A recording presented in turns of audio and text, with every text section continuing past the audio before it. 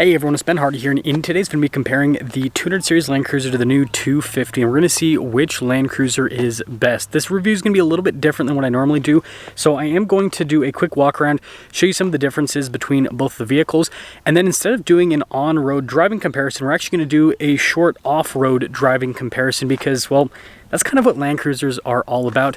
Hopefully you like this kind of different style of comparison. Anyways, with that being said, link to my car buying guide in the description down below. Let's get into it.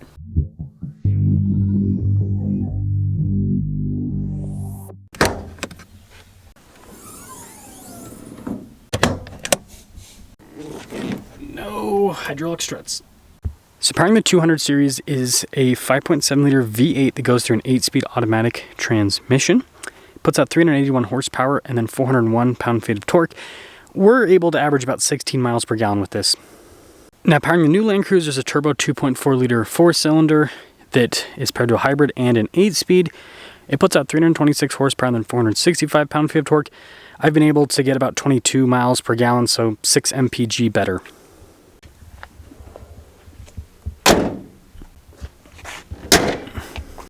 Before I move forward with this comparison, I do want to mention if you want to see more videos just like this, then I recommend you subscribe because I post content every single day. Now, when it comes to styling, I think they both look cool in different ways. The 200 series just looks like a tank. It's obviously more rounded off. Some people describe it as like a giant Highlander, which slight disrespect, but it's okay. I'll take it. Whereas the new 250 has this boxy kind of retro design, but something that definitely cheapens the 250 is all the plastic. So you can see here on the front end, we got a bunch of plastic here, down below. And yeah, we definitely have some here as well, but it's all painted on the 200 series, so it doesn't look nearly as cheap.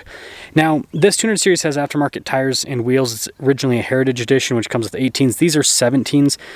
These tires are just over 32 inches tall. The new 250 can fit much bigger setup. So this has 18s from the factory, but you can fit 17s, and you can fit true 33s on the new 250 without lifting it or anything. So there's a big difference there. And then the 250 comes with rock rail protection from the factory, whereas with the 200 series, you're gonna have to go to an aftermarket company. Roof rack. This one, I took the roof rack off, but it does have like a basket, which is not as practical as that thing. And here's your side view on the 200 series, which iconic side view, right? And then here's a side profile on the 250, so you can see it's a lot more boxy. So although the new 250 is similar in size to the 200 series, the cargo area is not as practical. You've got this giant battery pack here just down below, so that robs a little bit of storage space. And it just has a traditional hatch, so you just press that and that will lower down. Whereas the 200 series has the split gate, so you've got this section right here, which has become very useful, definitely needs to be cleaned up. But you can see there's just more space back here. It's a little bit wider in the rear, and the loading floor is lower because you don't have a battery pack. This is manual, by the way, for those of you wondering. But yeah, you still have power for the top hatch.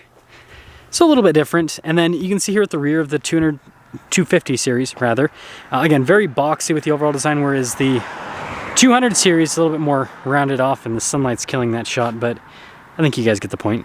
Now, quick one to jump into the interiors. So the 200 series, really nice trim throughout, Softex, tight fit and finish. These seats, I mean, we've got over 20,000 miles on them. They've held up really well. I mean, you can see a little bit of wear right there, but that's pretty typical. But yeah, definitely more old school. I mean, you've got analog with the gauge cluster here, and I'll quickly turn it on so you guys can kind of see that whole animation. It'll focus. There you go. That's fun.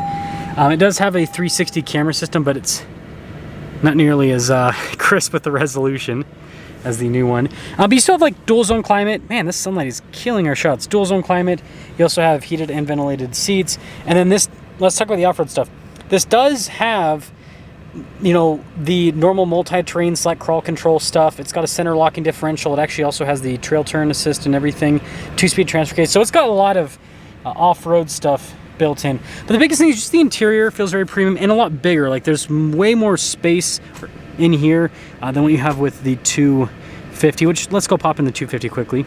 So popping in the 250, and even things like the door handles feel cheaper, the 250 compared to the 200 series. But yeah, I mean, I think the interior is nice. It just doesn't feel quite as premium, which it's a less expensive vehicle, so expect that. And the seats, they're prettier looking. They just don't feel quite as premium and durable as the 200.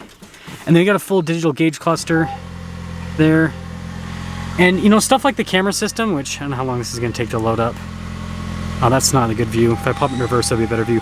The camera system's much better, like better resolution. It's got like a camera rear view mirror. So this has way more tech now. And then similar luxury features with dual zone climate and everything. Off-road wise, it's got quite a bit more. So stabilizer bar disconnect. It has a rear locking differential, right? The tuner only has a center. And then, you know, this still has all the multi-terrain stuff. So it's got quite a bit. But again, it's smaller, like just eyeballing there, and then even in the backseat area, because again, we've owned the 200 series, it just doesn't feel nearly as big in the cab as what you have over there with the 200.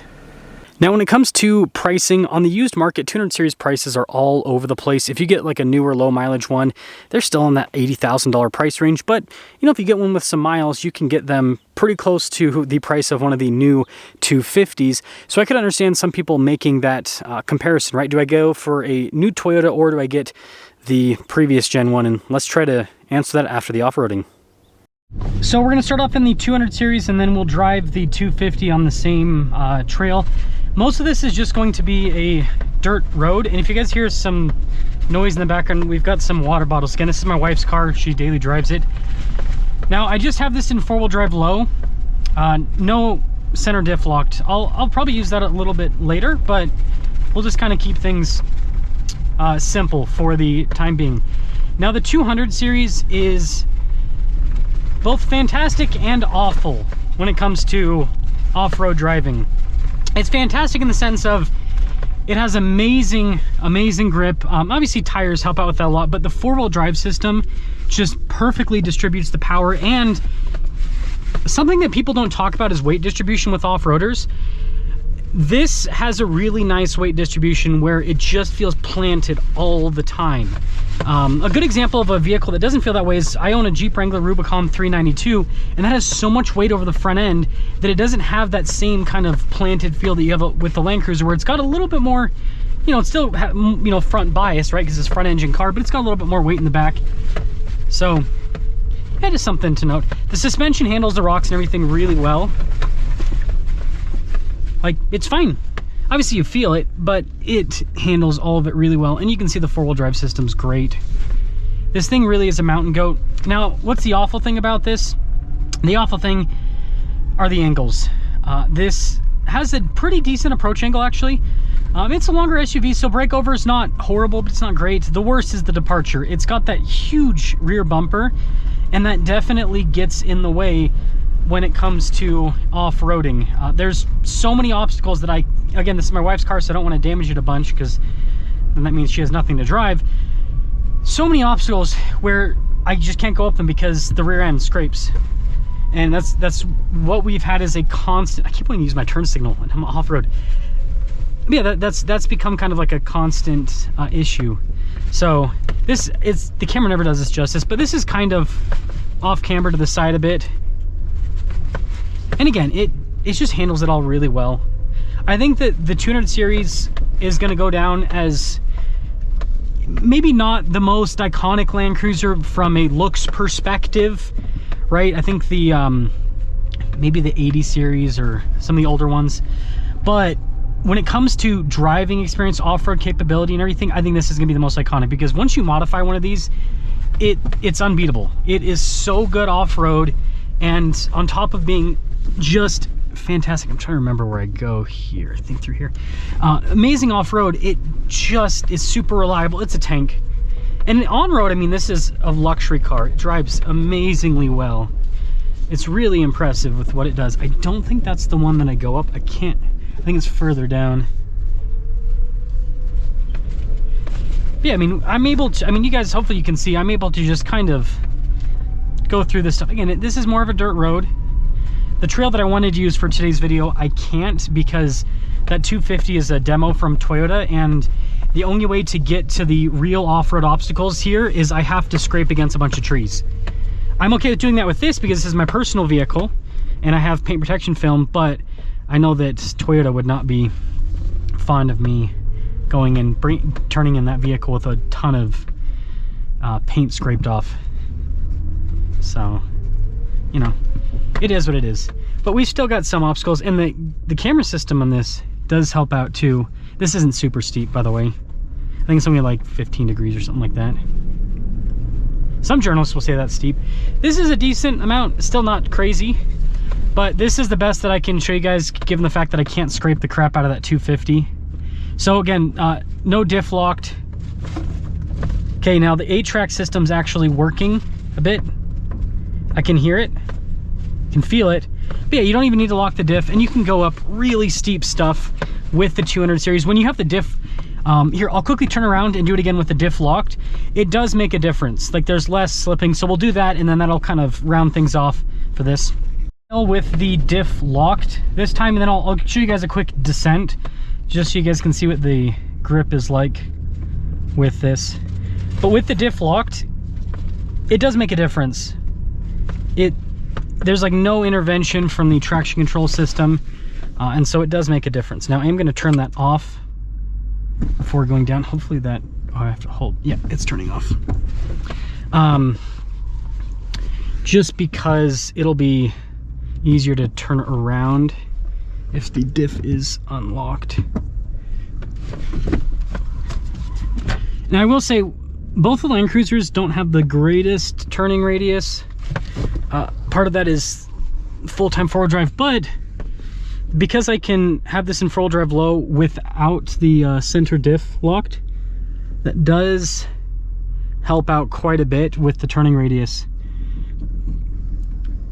So this is, again, the camera never does it justice, but this is pretty, because of how that ramps up, it's decently flexed out there. So it's pretty impressive, the articulation. Again, this is so, everything's good about this except the departure, and that's why if you ever see the off-road builds with these, people pretty much always do aftermarket bumpers, front and rear, because you're gonna hit stuff with the 200 series stock, and then you know, people lift them too. So it's like they take a really good, oh, I'm in automatic mode. Let's go to first gear. So it's one thing, it does start in fourth gear. You can do ECT second, but again, you can see we're looking at the ground, and tires do a lot, obviously, but great grip. And again, I think part of it's weight distribution. So with that being said, let's take the 250 through the same little course and sum things up. So 250, now I want you guys to give the 250 some extra points in today's review. The reason why is this thing has 9,000 miles on it, 9,000 hard miles, because it's a journalist car, and on top of having 9,000 miles on the odometer, it basically has street tires. So if it doesn't do quite as well as the 200 series on any of the terrain that we go over today, well, we can blame 50% of that on the tires. Tires, I would say at least, here's how I'd split it up. Tires are half the equation when it comes to off-roading. Then you've got weight distribution and four-wheel drive. Whatever the four-wheel drive system is, that's like the other part of it. And then obviously locking differentials and everything, but I'll put that in with the four-wheel drive system. So what I will say so far is the suspension's actually more comfortable in the 250. Now this has 18-inch wheels. My Land Cruiser 200 has 17s. You can fit 17s in this. Now, I am noticing the traction control flashing quite a bit. Tires, again, if this had all-terrain tires, it wouldn't flash at all. I guarantee it. Just feeling how well this grips through all of this, it's actually very impressive. This is doing quite a bit better than I expected it to do, and the torque's great. The 200 series does really well with torque because it's got a big V8. This has a dinky little 4-cylinder, but because it is a hybrid, it does really well. It is keeping the RPMs pretty high though. I wonder why it's not shifting. That is weird. The 200 series tends to keep the RPMs a little bit lower, whereas this 250 seems like it's just really ringing it out. It could be the programming that I'm in as well. So what we'll do is quickly switch. So multi-terrain select. Yeah, we'll just put it in sand. Oh, actually, sorry, auto. Let's just do auto. I went the wrong way. There we go. We'll just put it in auto. That'll hopefully make it so it's not so... Yeah, it looks like it's shifting a little bit more often now. This is actually pretty impressive. This is a little mountain goat. Now, this does have better angles than the 200 series. So that is a benefit to the 250. They kind of made this more off-road oriented. And it does feel like a smaller vehicle, even though they're the same wheelbase. The cab on this is a little bit smaller, and that's, you know, that's why you lose the space. But the benefit is, yeah, it is a little bit more comfortable off-road in terms of the size. Yeah, the engine's still just... I'm used to an engine doing that if it's like a older, you know, like 5-speed automatic, for example. Those, like in the 4Runner, right? Those sometimes will kind of be at higher RPMs because it just doesn't have that many gears, but this has a lot of gears. So it's just surprising that it's, yeah, really ringing that out. Yeah, and I've seen a lot of people comment this in reviews. This thing does really well on street tires off-road, and yeah, I definitely agree with that. A lot of cars, if you do the same course on street tires, they can't do it. They won't be able to make it through, even though this is just a little dirt road. So the 250 is pretty impressive. I like this setup, and it does have better approach and departure angles compared to the 200 series. So you do have that. Yeah, this is a lot more... The 200 series is more comfortable overall, but this is a lot more comfortable at speed compared to the 200 series. So I think that's pretty cool. Now again, this is the same hill here, and I'll just take it slow like I did with the 200 series. Yeah, it's not even, it's flashing a bit. It's telling me that it's having to work. And the system in this isn't loud like the old 4Runner, the 5th gen 4Runner, which is in the crunching sound. So I'll turn back around just like before, and we'll do it with the lockers to see if it feels any different. So I've got the stabilizer bar disconnected, and then I've got the center and the rear locking diffs. And so yeah, we'll see how it feels. It's flashing a lot less. It's not even flashing at all. So there's the big difference. So if I don't have the diffs locked, it's having to use the traction control system to get up the hill. If I do have the diff locks, on the other hand, then it's not having to do anything. So now we're gonna unlock that. Should be pretty quick with the system. Now I will say I did bottom out there a little bit. This does have the little air dams on it still. But yeah, that is, again, just like the 200 series. That is one downside, is this in stock format doesn't have a ton of clearance. It's not horrible, but diffs are still blinking. So that is interesting.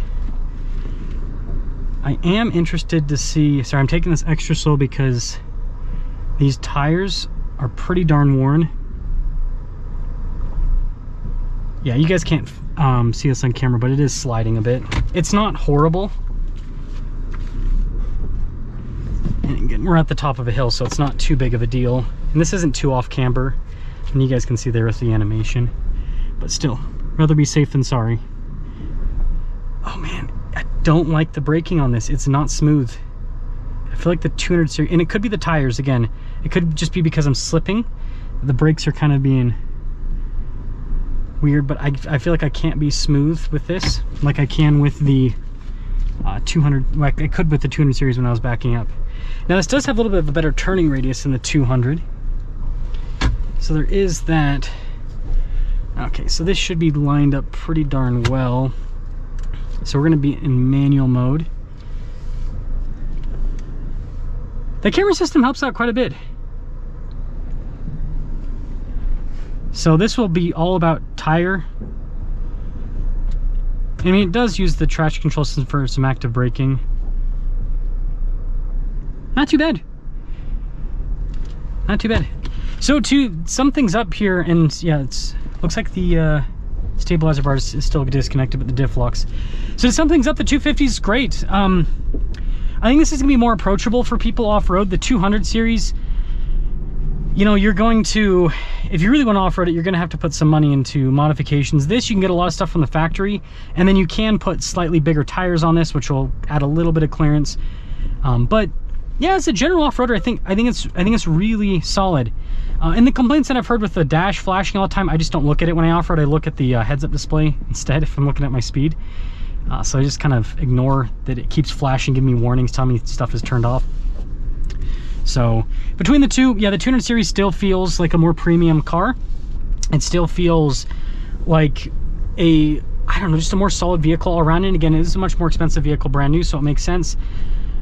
This is really good though. This is really good. I think that they did a solid job. And let's actually just reconnect the stabilizer bar. We don't need that anymore.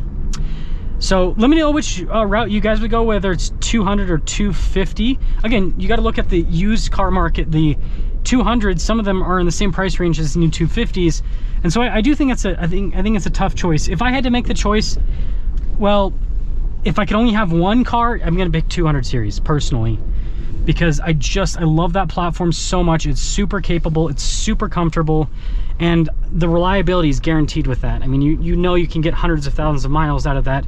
This, you know, I'm sure Toyota will get everything sorted out, but you know, turbocharged hybrids inherently going to be less reliable than a just NA V8. So that's my thoughts. Let me know what you guys think about this type of comparison review. Obviously I can't do this with a bunch of different cars. I've got to do with what I have access to, but if you guys want me to do more kind of trail runs with other press cars that I get like this, let me know, and see you.